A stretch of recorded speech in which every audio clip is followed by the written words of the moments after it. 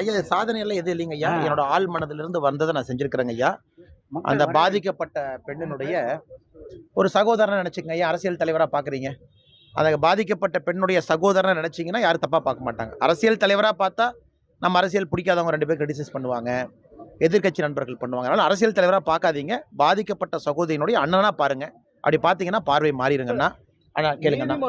அண்ணா இதை நான் வரவேற்கின்றேங்கண்ணா. காரணம், நம்முடைய செய்தியாளர் சந்திப்பில் அதை பற்றி நம்ம ரொம்ப தீர்க்கமாக பேசணும். இந்த எஃப்ஐஆர் என்பது இது ஒரு மேனிப்புலேட்டட் ஸ்டேட்மெண்ட்டு, அவங்களுடைய மனதிலிருந்து வந்திருக்கக்கூடிய கருத்தாக இது தெரியவில்லை.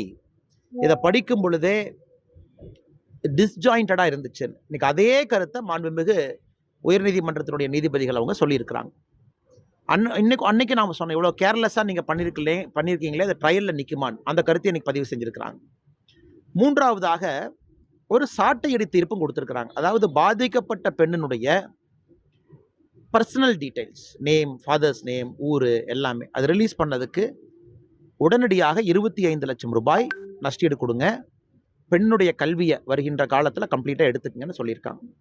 அதை தாண்டி இன்னொன்று வரவேற்கப்பட வேண்டிய விஷயம், எஸ்ஐடி கான்ஸ்டியூட் பண்ணியிருக்காங்க. 3 IPS officers, all women team. அதுவும் ஒரு பெரிய நல்ல ஒரு செயலாக நான் பார்க்கின்றேனுங்கன்னா, திங்கட்கிழமை அன்னைக்கு national commission for women all India fact finding team அவங்க ஒன்று டீம் வர்றாங்க. அதனால் இதெல்லாம் நடக்கும் பொழுது நிச்சயமாக உண்மையான குற்றவாளி யாராக இருந்தாலும் தப்பிக்க முடியாது. ஏன்னா நிறைய மர்மமான முடிச்சுகள் என்ன அவிழ்லதில்ல. அதே நேரத்தில் சென்னை போலீஸ் கமிஷனர் அவர்கள் சொல்லியிருக்கக்கூடிய கருத்துக்கு கூட உயர்நீதிமன்றம் சில இடத்துல தங்களுடைய கண்டனங்களை பதிவு செஞ்சுருக்கிறாங்க. ஸோ மொத்தத்தில் உயர்நீதிமன்றம் தாமாக முன்வந்து இந்த வழக்கை எடுத்து உடனடியாக, ஏதோ 1 மாதம் கழிச்சு 2 மாதம் கழிச்சு இல்லைங்கன்னா, உடனடியாக சில முக்கியமான விஷயத்த சொல்லியிருக்கிறாங்க. அது இந்த வழக்கை கைடு பண்ணும் அப்படிங்கிற நம்பிக்கை இருக்குங்கண்ணா.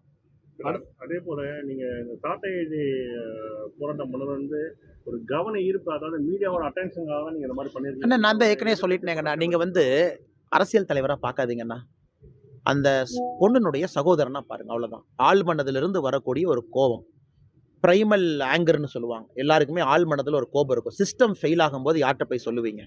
சிஸ்டம் ஃபெயில் ஆயிடுச்சு. நேர்மையாக இருக்கக்கூடிய, நடுநிலையாக இருக்கக்கூடிய காவல்துறை நடுநிலையாக இருந்தாங்களா? இல்லை. எஃப்ஐஆர் வெளியே வர்றதுக்கு வாய்ப்பே இல்லை. எஃப்ஐஆர் எப்படி வெளியே வந்துச்சு? கண்காணிப்பு பட்டியலில் இருக்க வேண்டிய ஒரு மனிதன் இலவசமாக ஒரு தார்காரை வச்சு ரோம் பண்ணிக்கிட்டு இருக்கான்.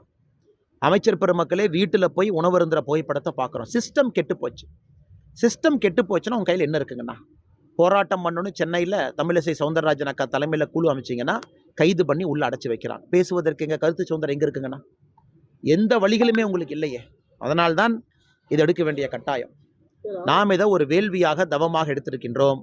இது அரசியல் தலைவர்னு பார்க்காதீங்க. ஏற்கனவே சொன்னது போல பாதிக்கப்பட்ட அந்த சகோதரியினுடைய அண்ணனா பாருங்க.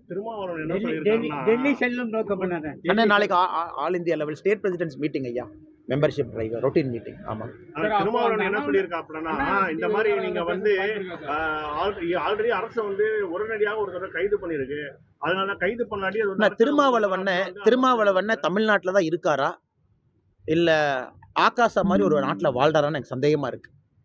தமிழ்நாட்டு மக்கள் எல்லோரும் இதை பார்த்து என்ன நடக்குது, என்ன வழக்கு, என்ன நடக்குது, எதுவுமே நடக்கல, எஃப்ஐஆர் லீக் ஆயிருச்சு, அந்த பெண்ணுடைய பிரைவேட் டீட்டெயில்ஸ் வெளியே வந்துருச்சு, இவ்வளவு பேசிட்டு இருக்கோம். திருமாவளவன் புதுசாக ஒரு தீவு கட்டி அதில் ரிப்பப்ளிக் ஆஃப் தமிழ்நாடுன்னு பேர் வச்சு உள்ள உட்காந்துருப்பாராட்டிருக்கு. எனக்கு அவரை பிடிக்கும் தலைவராக. ஆனால் சமீபத்தில் அவர் பேசக்கூடிய கருத்துக்கள் எதுவுமே எனக்கு பிடிக்கலிங்கண்ணா. ஒரு நல்ல மனிதர், ஒரு கூட்டணியில் இருக்கக்கூடிய இந்த ஒரு செயலுக்காக அவர் பேசுறதெல்லாம் எப்படிங்க நான் ஏற்றுக்கிறது? ஒரு நல்ல அரசியல் தலைவரை இந்த அளவுக்கு திமுக கூட்டணியில் திமுக பேச வைக்கிறது நினைக்கும் போது எனக்கு கஷ்டமா இருக்கு. அதனால் இதை திருமாவளவன் தான் முதல்ல கிரிட்டிசைஸ் பண்ணியிருக்கிறோம். இந்த வழக்கு போகிற போக்கு, வழக்கில் வரக்கூடிய தவறுகள், உண்மையான குற்றவாளியை பிடிச்சிட்டாங்களா, முன்னுக்கு முரணாக யார் கருத்து சொல்கிறாங்கன்னா, ஹையர் எஜுகேஷன் மினிஸ்டருடைய கருத்தும் போலீஸ் கமிஷனுடைய கருத்தும் நேர் எதிராக இருக்குது. இதெல்லாம் திருமாவளவனே முதலாக கேட்கணும்னு எதிர்பார்த்தேன். ஆனால் இன்னைக்கு அண்ணன் திமுக அமைச்சர்கள் திமுகவுக்கு சப்போர்ட் பண்ணுறதை விட இன்னைக்கு திருமாவளவனுடைய சப்போர்ட் அதிகமாக இருக்குது. அதான் எனக்கு அண்ணன் மேலே கோவம். ஒரு நல்ல தலைவர், மக்களுக்காக இருக்கணும்னு பாடுபடக்கூடிய தலைவர், நல்ல ஒரு வாழ்க்கை மக்களுக்காக வாழணும் நினைக்கக்கூடிய தலைவர் இந்த மாதிரி திமுக பேச வச்சிருக்கேன். சரி பாப்பாங்க. நாளைக்கு மீட்டிங்ல உள்துறை அமைச்சர் ஐயா இருப்பாங்கன்னா பேசுவதற்கான வாய்ப்பு எங்களுக்கு கிடைக்கும். கண்டிப்பாக ஒரு நோட் போட்டு நாங்கள் ப்ரீஃப் பண்ணியிருக்கோம் ஐயாவுக்கு. நம்ம கண்டிப்பாக அதை எடுத்துகிட்டு போவோங்கன்னா. அதே நேரத்தில் என் நேஷனல் கமிஷன் ஃபார் உமன் அவங்க எல்லாமே இதில் இறங்கியிருக்கிறாங்க. நிறைய அமைப்புகள் பார்த்துக்கிட்டு இருக்காங்க. உயர்நீதிமன்றம் நேரடி இறங்கியிருக்குங்கன்னா, இன்னைக்கு உயர்நீதிமன்றத்தினுடைய தீர்ப்பு பெரிய மகிழ்ச்சியை கொடுத்துருக்கு. முதல் கட்டமா. எதுக்குன்னா, அந்த பெண்ணுக்கு ஒரு இடைக்கால நியாயம் கிடைச்சிருக்கு. அது ஒரு ரொம்ப முக்கியங்கண்ணா அது. அதே நேரத்தில 3 வுமன் ஆஃபீசர்ஸ் எஸ்ஐடி அதனால நியாயம் கிடைக்குங்கிற நம்பிக்கை. அதனால பொறுத்திருந்து பார்ப்போங்கண்ணா. இது ஒரு மாரி அந்த தவறு பாதையிலிருந்து தடம் பிறண்டு செல்லும் பொழுது, மறுபடியும் நாங்க இதை தாண்டி மேல செல்ல வேண்டி வருங்கன்னா அப்ப போறோம்.